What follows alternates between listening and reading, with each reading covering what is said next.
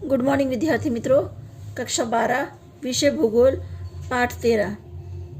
इस वीडियो में हम लोग ग्लोबल पोजीशनिंग सिस्टम यानी जीपीएस के बारे में जानेंगे। यह वैश्विक स्थान निर्धारण प्रणाली है जिसके द्वारा वैश्विक मार्ग निर्देशन का कार्य होता है। जीपीएस यह जीएनएसएस प्रणाली की तरह ही कार्य करने वाला सिस्टम है। GNSS global navigation satellite system ये सभी ऋतुओं में काम करने वाले रेडियो नौकायान प्रणाली है। जीपीएस संयुक्त राष्ट्र अमेरिका की सेना द्वारा विकसित किया गया। इस प्रणाली में पृथ्वी की कक्षा के चारों तरफ 24 लगातार कार्यशील उपग्रह रखे गए हैं।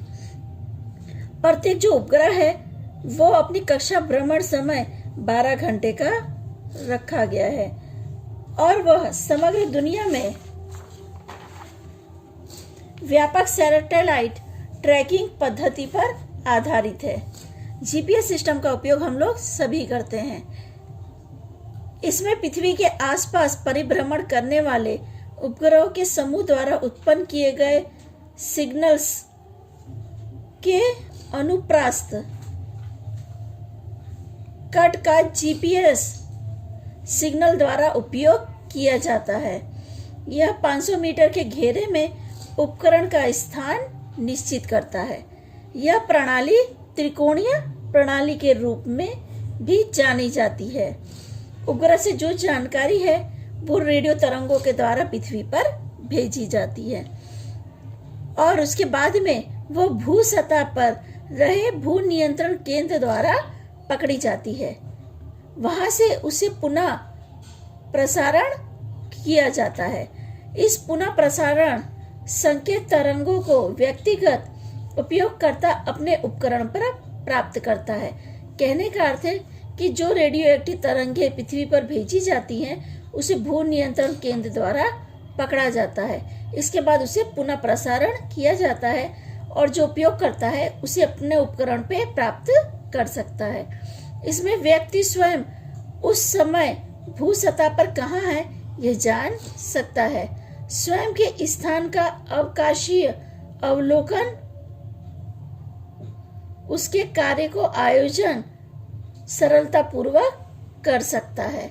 यानी हम अपने लाइव लोकेशन के बारे में जान सकते हैं कि हम पृथ्वी की सतह पर कहाँ पर मौजूद हैं। जीपीएस सिस्टम का उपयोग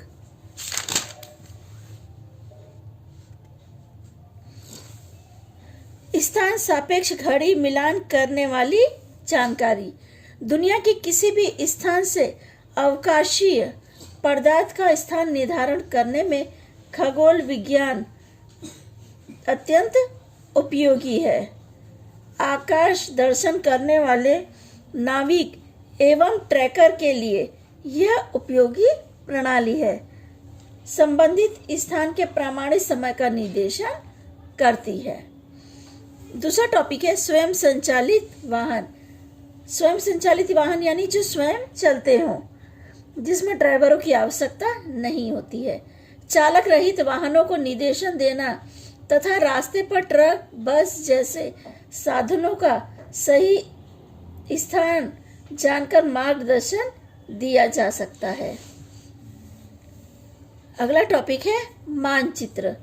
सामान्य उपयोगों के मानचित्रों एवं सेना कार्यों के उपयोग में इस प्रणाली का उपयोग होता है।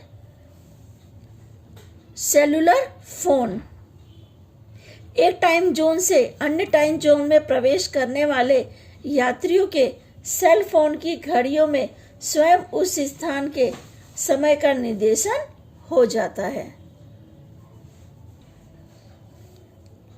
अगला टॉपिक है आपातकाल में। आपातकाल में कॉल करने वाले असरग्रस्त या घटना का स्थान जानने के लिए मोबाइल धारक का सही स्थान जानने के लिए इसका उपयोग होता है। इसके अलावा इसका उपयोग जो है गुनाहगारों को पकड़ने के लिए पुलिस तंत्र द्वारा मोबाइल ट्रैकर व्यवस्था का उपयोग होता है। आपात प्रबंधन, यह हमारा आखिरी टॉपिक है। आपातकाल के समय राहत पहुंचाने एवं बचाव कार्य सहायक के लिए इस प्रणाली का उपयोग होता है। काफिले की ट्रैकिंग के लिए सेना टुकड़ियों का आवागमन अतीत विशिष्ट सुरक्षा कवच वाले महानुभाव के काफिलों एवं